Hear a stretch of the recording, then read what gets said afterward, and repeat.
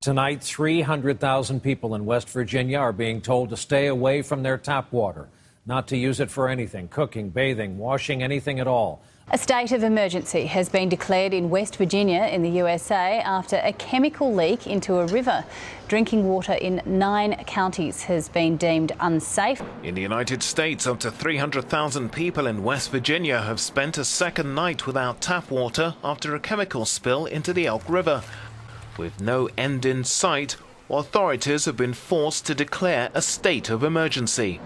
A chemical spill contaminated the water supply to more than 100,000 customers. That includes homes, businesses, even hospitals. People are unable to use water for anything. That means no showering, no shaving, no morning coffee, and no idea just how much longer it'll take. Authorities say 7,500 gallons of a toxic chemical used to process coal leaked into the Elk River on Thursday from Freedom Industries, a company just upstream from a water treatment plant. The toxic spill poisoning the water that serves 300,000 people. When we don't have water, it creates a serious situation. Part of what we're doing here, though, is just kind of figuring out the process. It quickly became clear this was not a boil water advisory. This was something much more serious. Scientists like me, we can sample streams every day, all day, everywhere, and we do, right? But if residents in these areas aren't aware of it, or if it doesn't become part of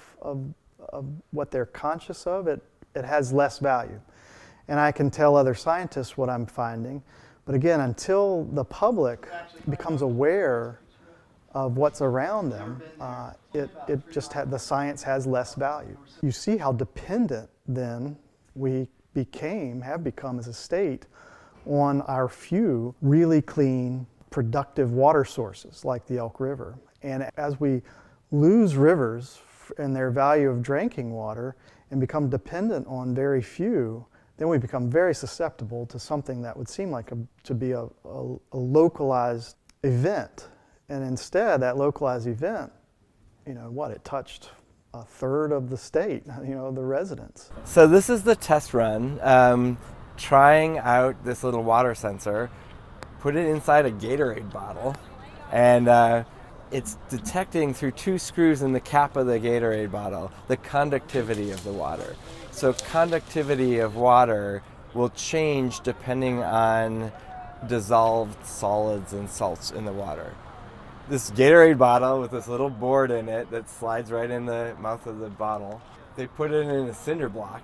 The challenge was to keep it secure in the water. So they actually mounted it inside a cinder block, and they just tossed it in, and we're gonna pull it out tomorrow. It's writing every 10 minutes. It's writing the conductivity, the temperature, and the time onto a little memory chip, a little SD card. And we'll pull it out and see, A, did it stay dry? Did it work? And B, did it take readings? And can we see the temperature and conductivity change even over 24 hours? In short, it was a mess. It was a mess. I was lucky. I had water. But that meant I was sort of ground zero for people who needed showers, who needed to fill up water bottles, for people who just kind of wanted a place where they could get away from the no water situation wherever they were and feel a sense of normalcy for a little bit. Our staff, our reporters, their families, many of them, I think nearly all of them, they lived in apartments and in homes where they didn't have water either. So this was a story that they were covering, but they were also experiencing firsthand. When media is directly affected because this is their community, this is where they live, this is where they work, this is where their family lives and works, they were very invested in this reporting process, and it was personal for a lot of them. This was not handled well, in my opinion. And I think a lot of that had to do with the fact we were in uncharted territory. Some of it, I think, of our own making, some of it not. This was a chemical that we knew about and had been a part of the coal industry and the cleaning process for a number of years, but had not been studied very extensively. So we didn't have a lot of information from the scientific community to start with to know. We have to be protective of that water. I mean, we have to be protective of that water because so much of our state, so much of our businesses, our economy depends on it. It is not just people who care about the environment. They care about the environment because of its value to the people that live here. What we're doing is making something that could be an early warning system, right? At this point, it's really just about detecting, is something different? Is something weird? Is the water unusually warm? Is it unusually conductive?